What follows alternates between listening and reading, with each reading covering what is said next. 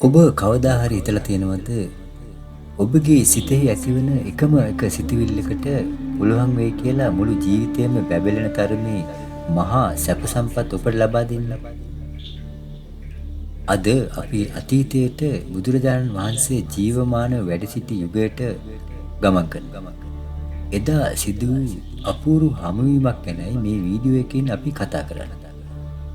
ඒ කාලේ හිටියා 이르දි බලයෙන් අගතැන්පත් මහා මුගලන් මහරහතන් වහන්සේ. උන්වහන්සේට පුදුම හැකියාවක් තිබුණා. උන්වහන්සේ නිතරම වගේ දිව්‍ය ලෝකයට සහ අපායට වැඩම කළා. දවසක් මුගලන් මහරහතන් වහන්සේ තවුතිසා දිව්‍ය ලෝකයට වැඩම කරලා එහි සැරිසරනකොට දකින්නවා හිතා ගන්නවත් බැරි තරම් ලස්සන රන් විමානයක්. මේ විමානයේ වටේට දිව්‍ය අප්සරාවෝ නටනවා. මිහිරි සංගීතයක් ඇහෙනවා. මේ මාලිගාවේ ඇතුලේ හිටපු දිව්‍ය රාජයාගේ ශරීරයෙන් විහිදෙන ආලෝකය මුළු ප්‍රදේශයම ඒකාලෝක කරනවා. මුගලන් මහා රහතන් වහන්සේ මේ දේවතාව ළඟට වැඩම කළා අහනවා. මෙන්න මේ වගේ ප්‍රශ්නයක්.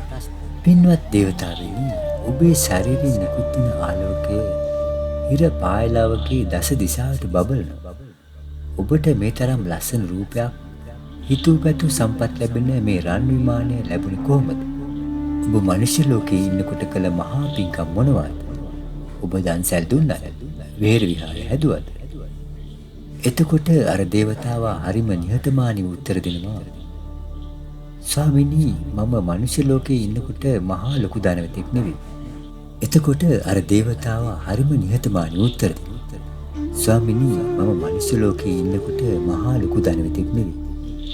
මම අනුන්ගේ ගෙදරක වැඩ කරපු දුප්පත් සේවකයෙක්. දවසක් මම දකිනවා මහා සංඝයා වහන්සේ නමක් දානයක් නැතිව බොහොම වෙහෙසටපත් වෙලා වඩිනවා. මගේ අතේ ඒ වෙලාවේ ලොකු දෙයක් තිබුණේ නැහැ. මට මගේ ස්වාමියා දීපු පුංචි රොටි කෑල්ලක් විතරයි තිබුණේ. නමුත් ස්වාමිනී, මම ඒ වෙලාවේ දෙපාරක් හිතුවේ නැහැ. මගේ කුසගින්න ගැන හිතන්නේවත් නැතිව හරිම සද්ධාවෙන් හරිම සතුටින් මම ඒ රොටි කෑල්ල ඒ ස්වාමීන් වහන්සේට පූජා කළා. අන්න ඒ සිතුවිල්ල, ඒ පුංචි ත්‍යාගයෙන් තමයි මාව අද මේ තත්ත්වයට ගෙනාවේ. පින්වත් ඔබ සැම මේ සම්බන්ධයෙන් අවධානය යොමු කරන්න. මේ කතාවෙන් අපිට උගන්වන ගැඹුරු පාඩම මොකක්ද කියලා. අපි හිතාගෙන ඉන්නේ පින් කරනකොට අපිට විශාල මුදලක් අවශ්‍යයි කියලා.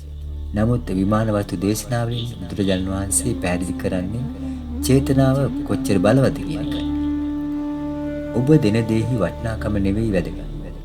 ඔබ එය දෙන වෙලාවේ ඔබේ හිතේ ඇතිවෙන පිරිසිදුකමයි වැදගත්. කෝටි ගණනක් වියදම් කළා මාන්නයෙන් කරන පිනකට වඩා දුප්පත් කෙනෙක් Tamanගේ තියෙන දෙය හරිම ආසාවෙන් ලෝභකම අතහැරලා දෙන පුංචි දෙයට විශ්වයට ප්‍රතිචාර දක්වන්නේ ඒ විදිහට. ඉතින් අද ඉඳන් අපි පුංචි පුරුද්දක් ඇති කරගමු. පාරේ යනකොට පිපාසය හැදුණු කෙනෙක්ට වතුර බෝතලයක් අරන් දෙන්න. සතෙකුට කැම ටිකක් දෙන්න. එහෙමත් නැත්නම් කෙනෙක්ට වචනයකින් හරි උදව්වක් කරන්න.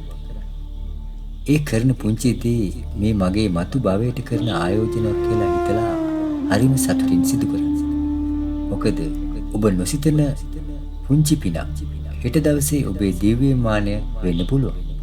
තවත් ඔබගේ ජීවිතය වැදගත් වෙන මේ වගේ පුංචි කතා මාලාවන් තවදුරටත් ඉදිරියේදී මෙම නාලිකාව තුළින් ගැනීමට අදහස් කරනවා.